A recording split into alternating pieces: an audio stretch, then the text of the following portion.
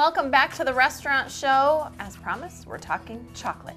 And one of my favorite topics, of course, right? We love dessert. This is Dan Donahue, the owner of Chocolate Caper in Oregon. Nice to see you. Good to see you. And I'm talking Oregon, Wisconsin, just in case there's any questions, just down the street. We're doing a fun thing today. I'm very excited. Back in the day, right, we used to have a big mailbag and we'd answer letters.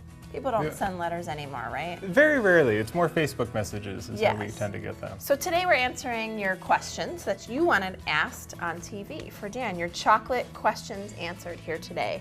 Now this is one that I have myself. First one from John is, what is a praline versus a praline? And if you don't know, listen up. No, the spelling's almost identical. The spelling is identical except for the accent on praline Right. to give it that French little note Sure. to it. Yes. And a praline is basically any sugared nut. Okay. Any combination of a sugar and nut. And what happened is in Europe, before chocolate made it there from the New World, most of the candy was candied nuts. Ah. So they would either boil nuts in candy or bake them covered in sugar. Okay. And if they took the finished product and ground it up, the ground product was called praline with no E. Okay. And then the praline, when chocolate did make it from the New World, they stirred chocolate into it and we got praline. So praline often refers to any mixture of a nut and chocolate. Okay, I see. All things I didn't know. This brings us back into some history. Now, if you don't know, what is a truffle? What makes a truffle So a truffle? comparatively, a truffle is, at its most basic, anything with a soft center and a hard shell. Okay. So you can have hundreds of different flavors of truffle, and there are hundreds of different flavors of truffle. Sure. Everything from chili pepper truffles to your traditional raspberry or lemons or fruit flavors. So it's and more things about like the that. composition of the chocolate. Exactly. Or of the candy. Chocolate though, usually, right? Well, yep, the center is going to usually be a ganache, so a cream and chocolate whipped together with any number of flavorings that you can add in. I think you're getting more questions as we speak. You probably can't hear Dan's phone going off. Yeah. So like these are examples of truffles. Yes. We have a blood orange truffle, Okay. pure white chocolate truffle, a passion fruit truffle, and an almond truffle. Wow, that really So is you're a welcome variety to try of- any of those that you like. Yeah, oh my gosh. I don't know which one, what's this one? This is the one That's that looks pure white interesting. chocolate. Pure white chocolate, okay. I'll give that one a go.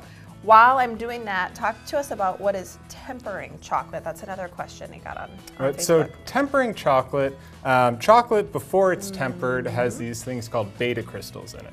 And they're sort of scattered all over, they're not uniform. And what it results in is your chocolate being matte, not having a good shine to it. It crumbles instead of breaking. Oh, I see. And it affects the consistency and the appearance of the chocolate. So tempering is a process where you heat the chocolate and then cool it and then heat it and cool it repeatedly while stirring it or agitating it. Okay. And you cause the crystals, there's getting really scientific, there's 6 different types They of are. crystals. And you want one specific type. So by doing that, you get that one specific type to form, and then you keep it going, and they form into sort of uniform lines. Okay. And that's what gives chocolate its gloss, makes it snap break cleanly. So if I take one of these and try to break it, it doesn't crumble, it just snaps right in wow. half. You're like a chocolate chemist. But there's a lot of chemistry that goes into chocolate. It's Yeah. very similar to baking in that it's as much chemistry and science as it is art. No kidding. So- Wow, I'm learning a lot today. Okay, I want to get to Kate's question. On which holiday do you sell the most chocolate? I feel like I know the answer, but I'll see if I'm right. A lot of people think Valentine's Day. That was my answer. But- Okay, so I and was Valentine's Day is a close second. All right. We do the most chocolate on Thanksgiving and Christmas, Really? largely because people are sending gifts to family and Sure. gifts to co-workers, and businesses are sending out gifts to clients and employees and I things like that. suppose. Thanksgiving. So what do you give someone at Thanksgiving? But Thanksgiving, a lot of times it's hostess gifts that makes and different sense. things of that nature. I So had people are a picking up a box. vision of like this chocolate turkey centerpiece. That's an idea not- that we could do in the future. Maybe. Well, we'll See? make I'm giant hired. chocolate turkeys. That'd be cool, wouldn't Yeah, it? especially if you could carve them. Yeah, just like a for a turkey good slices off. vegetarian holiday, maybe. Exactly. Okay, so I was wrong.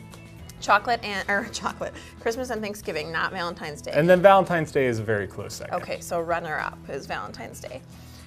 Okay, so here's a good question from Amanda C. Talking about allergies, so a lot of people out there have peanut allergies, as you know.